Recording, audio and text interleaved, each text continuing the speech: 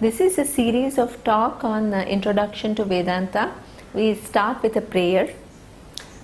Om Sahana Vavatu Sahanao Bhunaktu Saha Viryam Karavavahai Tejasvinavadhitamastu ma vidvishavahai. Om Shanti Shanti Shanti.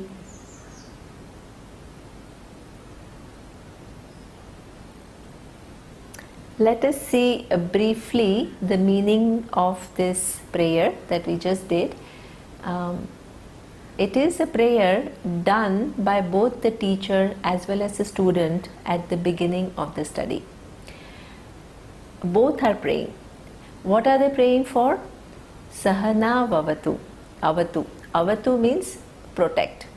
Let there be protection for both the teacher and the student.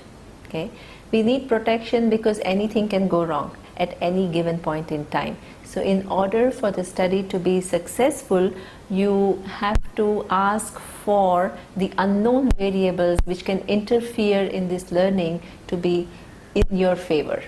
Okay, then the next part is Sahanau Bhunaktu. Just the protection is not enough, you need something more. So both the student and the teacher are asking for nourishment. Okay, so you don't just want minimum, you want the study to be really good in a very conducive environment, which is really successful and enriching. So therefore it goes one step further and asks for nourishment.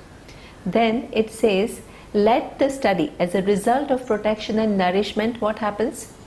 Let the study be brilliant. And because this is a subject matter which is Vedanta, and I will just explain to you what is Vedanta, but it's not an ordinary subject matter. It's a very unique subject matter because it makes you inquire into who you are, what is the nature of the universe, what is the nature of the cause of the universe, and what is your relationship with the cause and the universe. That's a very big study. It's not an ordinary study at all. So therefore you need all the grace in the world for this study to be brilliant. Okay, so let the study be successful and let there not be any obstacles. And then the prayer ends with 3 shantis. Shanti, Shanti, Shantihi. Okay, so ma vidvishavahai means that let there not be any obstacles, and these obstacles actually can be in many different forms, and Shanti, Shanti, Shanti explains what could be those obstacles. Okay, so the first set of obstacles could be centered on oneself. Okay, if it is the student, what could be the problem? Okay, you don't have concentration, your mind goes somewhere else, something else is preoccupying your thoughts. Okay, sometimes it can just be some physical pain, sometimes it can be emotional pain, or sometimes some preoccupation somewhere which is very, very engaging, which doesn't enable you to listen to what is being said. Okay, the second source is what they call and the same, in fact, not only centered on self, there is a problem with reference to the student, but also with reference to the teacher. Okay, even the teacher can have a problem if the teacher is not physically so well, everything that is learned is not delivered as well. Okay, so therefore it's not just a prayer by student, it's a prayer by both, and the possibility of obstacles are there on both sides. Okay, and the second source of obstacle is what we call Adi Bhautika. Adi Bhautika is from your physical surroundings. So physical surroundings, it could be a lot of noise, okay, or it could be your internet connection is not well if you're doing a webcast. Okay, so there can be so many physical obstacles over which you really don't have that much control. So you're asking for Shanti so that these obstacles are removed and the task is accomplished. Okay, and the third set of obstacle could be what they call Adi Daivika. Adi Daivika is something which is totally not just your physical surrounding, but laws and some big events that can occur, like there can be floods, there can be flash floods. Right now, for example, if anybody had planned an event in Rishikesh, it's physically not possible for people to reach there because there is just so much flood. So this is something which we call from the nature there are obstacles. So 3 types of obstacles can come which can impede this study, and we are not taking it for granted, this opportunity that is given, and we are asking that everything is conducive for this study to take place. Okay, so this is the prayer. Now we start with Vedanta. So Vedanta is a name, and it means that which appears at the end of the Veda. So what appears at the end of the Veda are Upanishads. Okay, and as I had said earlier, the Upanishad subject matter is examining the nature of you, the cause of the universe and universe. Okay, now the same subject matter is also discussed in Bhagavad Gita. So when you do a study of Vedanta, you study both Upanishads as well as Bhagavad Gita. Then there are also other independent writings which is done by great scholars. They have written the texts based on what they have understood in Upanishads and Bhagavad Gita, and so those are called Prakarana Granthas, and you can also study those. The subject matter remains always the same. Okay. Now the question then can come as to why do I need to study Veda? Okay, why do I need to study Vedanta? How does it really help me? Because these texts were written thousands of years ago, and the world has changed significantly since then. So why do I need to know it now? Because the context has changed, human beings and their striving has changed. So why is it relevant to me in my life? Okay, so Vedanta itself gives an answer to that, and it then talks about what is a human being looking for. Okay, so if you really examine what we all human beings are so busy, nobody has time these days, and everybody is stressed because there is just so much to do. Okay, and in such a short time. So why are we rushing so hard to accomplish what? What are we really interested in? So we can ask, and people can say many different things. It may seem as though each one is working for something which is very unique, very distinct from the other person. Okay? But Vedanta actually puts all these different human pursuits in 4 categories. It says we human beings are actually first and foremost looking for what it says artha. Artha means security. Security means what? Okay, somewhere where you feel that something will make me more secure. And what are those things? Very first thing is what we call financial security. Everybody wants to have some basic financial security so that the person can have food to eat, shelter to live under, okay, or to educate the children or look after the family. These are all, the financial security is one of the biggest securities that people are looking for. And in fact, lot of our time and life goes into just having that financial security. Okay. The other form of security could be, for many people, relationships are very important, because relationships give you a binding which enables, which makes you feel secure. You feel that in the time of trouble, somebody is there for me. So building relationship, network of relationship with people that you like, that you can rely on, is actually looking for security. Okay. Then you can have a security through power, position, because you feel that the bigger your position is, more and more people are looking up to you, which makes you feel somebody that you are great, so it makes you feel secure and it makes you feel important, which actually enables you to get rid of your insecurities. Okay? So these are the different forms of insecurity that people are trying to get rid of, and securities that people are trying to acquire. But is that all the life is about? No, there are other pursuits also. Human being has other pursuits also. The second important pursuit that Vedanta is talking about is the pursuit of pleasure, okay, which is what we call kamaha.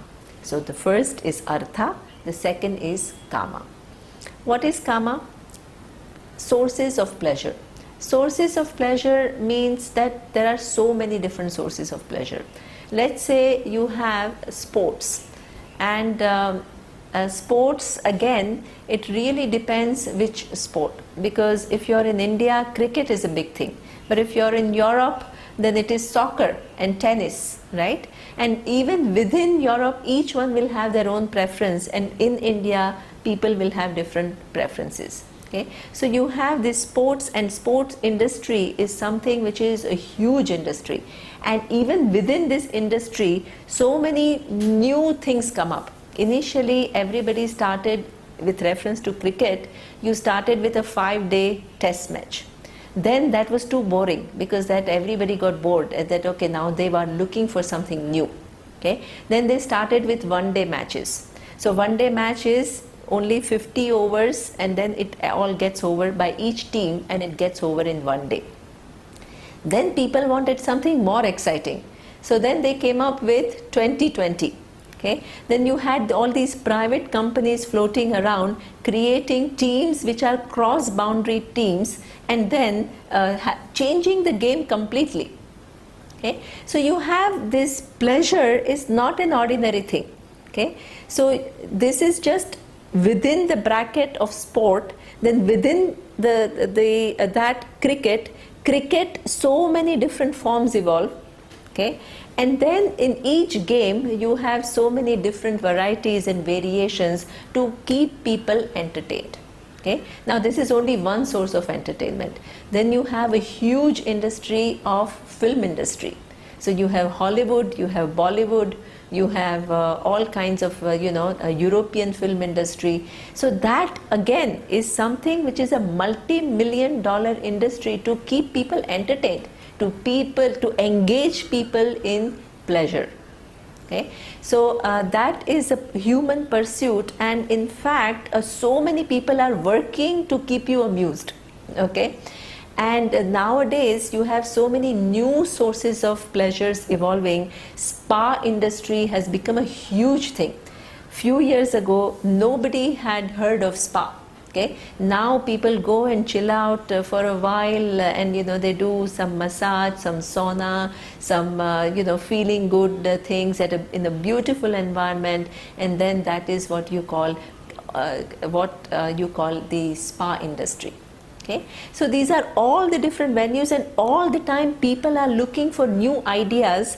Even if you don't have that desire, creating that desire, okay, for you, and then keeping you engaged. So this is what we call the pursuit of pleasure. Okay, now I want to, the person here who's sitting in front is the car this industry CEO. So where does the car come? Either it can come for security, or it can come as pleasure. Initially people just want to have just some basic vehicle to go across from one place to the other. So there it can kind of fall as security. Okay, but then the industry is not satisfied with that. It wants to create more and more sophisticated models with all these different functions to get people engaged and create some kind of an image, okay, where people just go. It becomes a status symbol. It becomes like a sports car it gives you a certain image of kind of a person that you are. It talks about you as a person. It's like a signature for your personality. So you can imagine the interchangeability of these pursuits also. Okay, so one thing could either be a source of security, or it could be refined and it could become the pursuit of pleasure, because it just crosses one boundary and goes to the other. Okay, so you have these two pursuits which are very major pursuits. Now it may seem that that's all we human beings are doing. So Vedanta is also talking about the third pursuit, which is a very important pursuit, and that is the pursuit of dharma. Okay, what is dharma? Dharma means it is following certain ethical values. So what it says is, it is fine that you have need for security, you have need for pleasure. Okay, nobody is asking you not to engage in these things, but make sure that you do not transgress certain ethical values to get everything that you want to get through these pursuits. So this is what we call the ethical pursuit. Now let us examine a little bit and see why is it called a pursuit. In fact, according to the Vedas, generally we think that ethics are taught to us either by our parents or by teachers in school or by religious leaders. So this is something which is taught through education. Now Vedanta deviates significantly from this view. What Vedanta says is that human psyche is born with understanding of ethics. Why? Okay, it demonstrates how. Let's say you take a small boy in a village of India. Okay, that small boy knows that I don't want to be hurt, I don't want to be lied to, I don't want to be cheated, I want people to be kind to me, I want people to be caring to me. This is something which is very, very clear. Okay, and this little boy also knows that others expect the same from me. Okay, others don't want to be hurt, others don't want to be cheated, others don't want to be lied to, others want me to be caring, others want me to show consideration to them. So that is something which is known to everyone. Now look at let's say a very sophisticated city in the US like New York. It's exactly the same. Okay, that person also knows equally well what I want others to be and what others want myself to be. Okay, and then you extend it to Africa, Australia, you can extend it to Europe, you can extend it to any part of the world, in big city or a small town or a small village. Everywhere, every human being, regardless of the race, the country, the religion, they all know what is a norm for each one to have a peaceful living as an individual and as the society. Okay, so this is very important to understand, that we are already given this knowledge. Now if we are already given this knowledge, why does it become a pursuit? If everybody knows, everybody should be behaving according to what one knows. Okay, so why is it a pursuit? Because even though everybody knows it, it may not be that they behave according to that.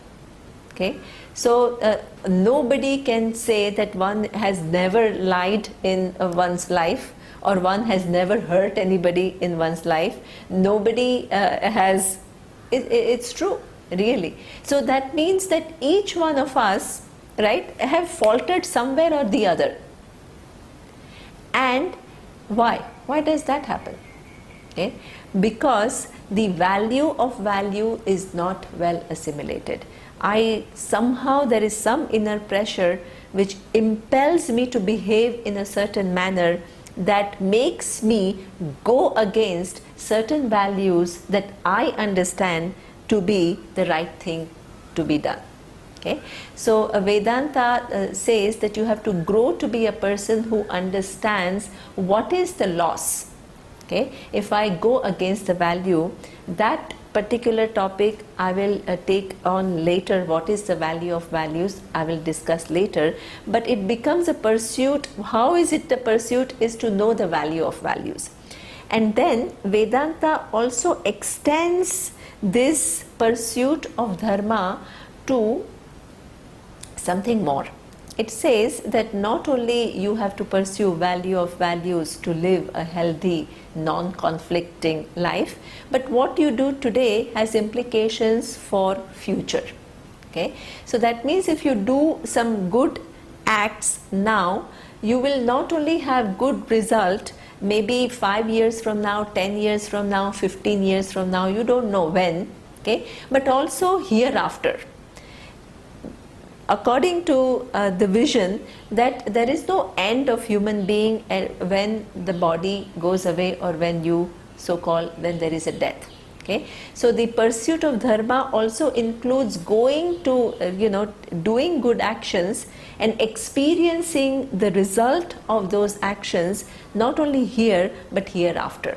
Okay, so the pursuit of heaven, which is commonly called heaven or different lokas as it is mentioned in the Vedanta, is also falling within the pursuit of dharma.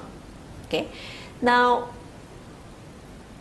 that should then seem like the end, but according to the Veda there is a fourth pursuit, and the fourth pursuit is what we call the pursuit of moksha. Okay, so what is his fourth pursuit? Why do you need anything more than that? Most of the humanity ends at the most by being ethical and going to some heaven, or going to having some nice future for you here and hereafter. There is nothing else which is seen beyond that. Okay, now what Vedanta is saying is, actually these are the things that we all do which are very common to us, but behind doing all this, what are you really looking for? Are you looking for security self? Are you looking for pleasures just for the sake of pleasures? Are you looking for dharma just for the sake of following dharma? What are the three pursuits? What are you really interested behind these three pursuits? And Vedanta says that actually behind these three pursuits, what you are really looking for is your fulfillment, your happiness, your contentment, your feeling of freeing yourself from inadequacies, limitations. That's really what you're looking for. Okay, and let us now examine whether these three pursuits are giving you what you are really looking for. So what you are really looking for is the happiness. Happiness not just today or tomorrow, forever, at all times. Okay, freedom from sense of limitation, inadequacy at all times. Okay, and is all these pursuits that you have done so far, have they accomplished what you are looking for? Can anybody say yes, totally? No. Okay, so you can say it's not that these pursuits don't give you any of that. They do give you.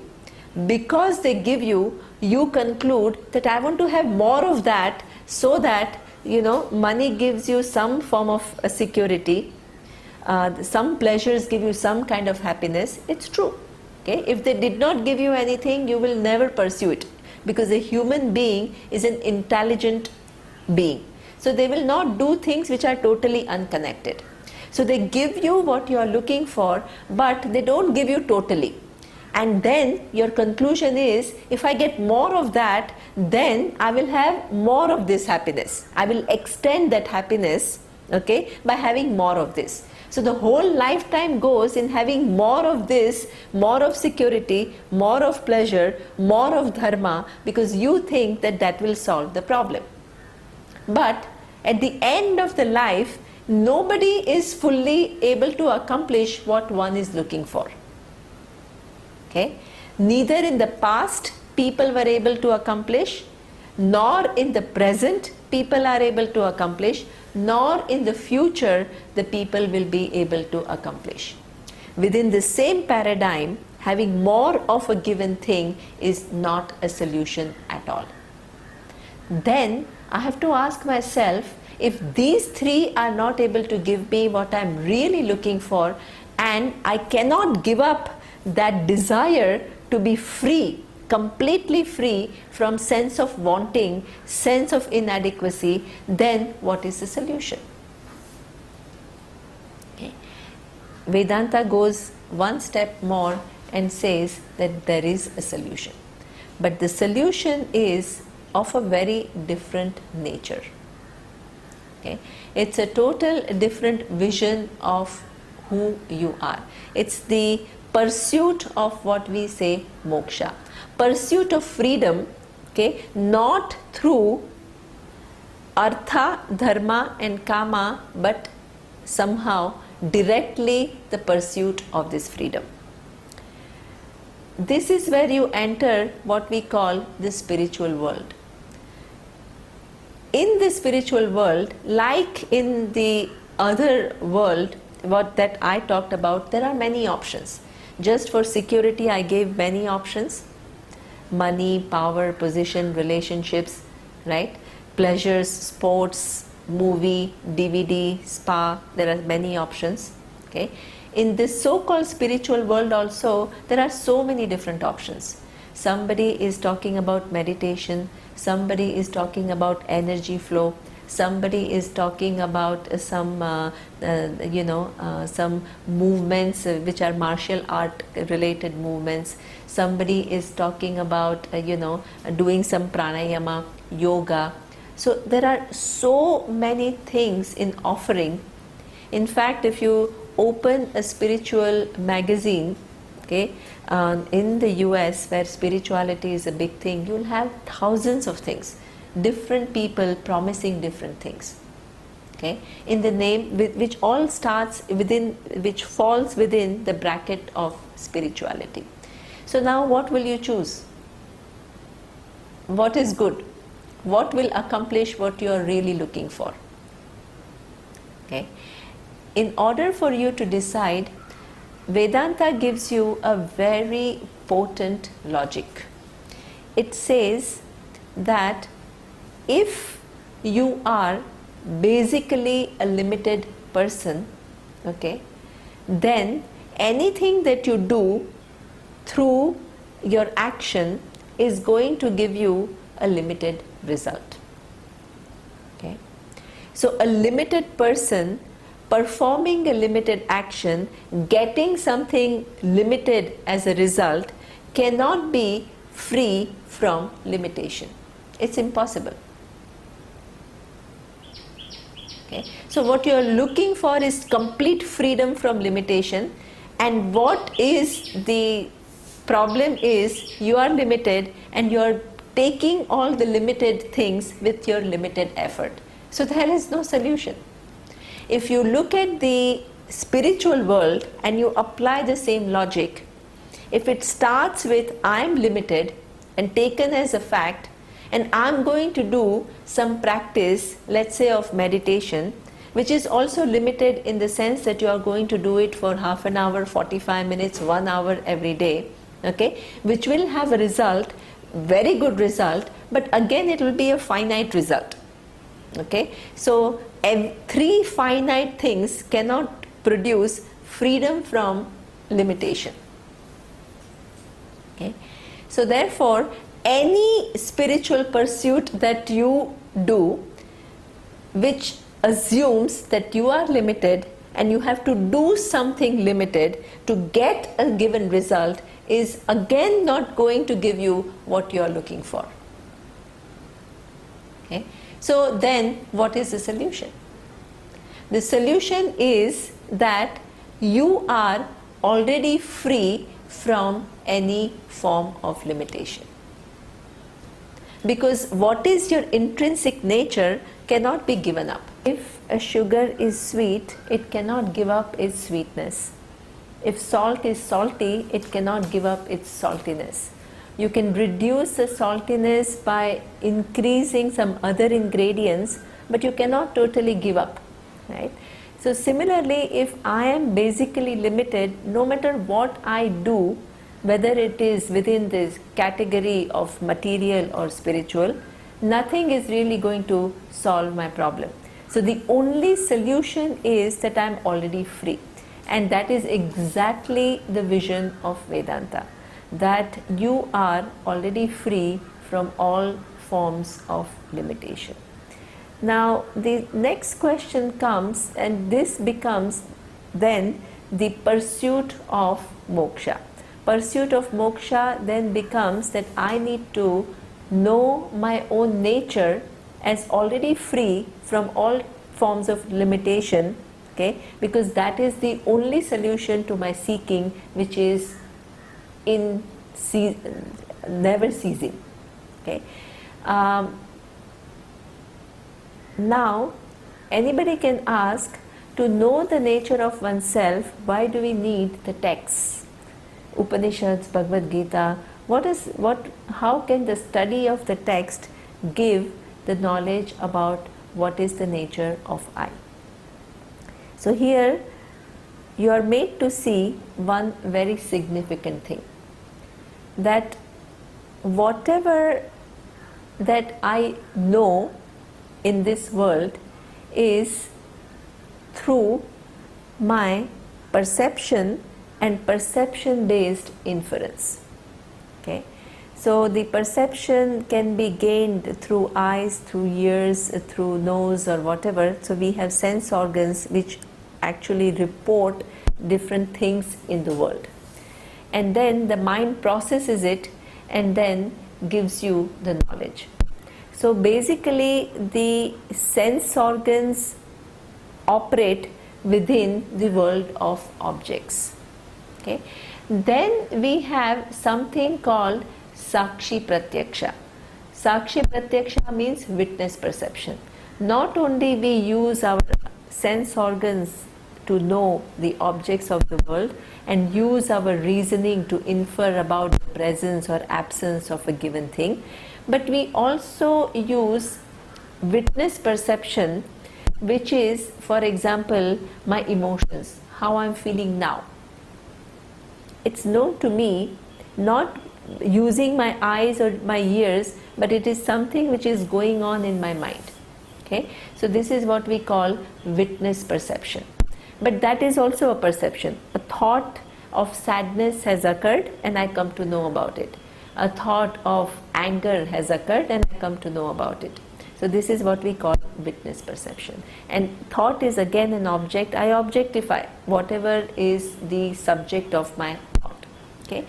Now all these are, whether it is Sakshi Pratyaksha, witness perception, or Indriya Pratyaksha, sense organ perception, right, it can never give me the true nature of myself, because the senses are meant to know about things other than you, okay. Even the mind which objectifies, it objectifies different thoughts, it doesn't really have any way to know the truth of itself, okay. So therefore anything that is available to me is unable to give me the knowledge that I am seeking, okay. So I need an external body of knowledge which will give me this knowledge, which will remove my wrong conclusion about myself being limited, being seeking, being insecure, unhappy, all these conclusions that I have about myself which are other than the reality of myself, which is already being free from all these limitations, okay. So that knowledge I can only have not through something which is available to me, but through an independent means of knowledge. So what is Vedanta doing? Vedanta makes you see yourself in a true light. It helps you to remove all the conclusions that you have about yourself through an inquiry.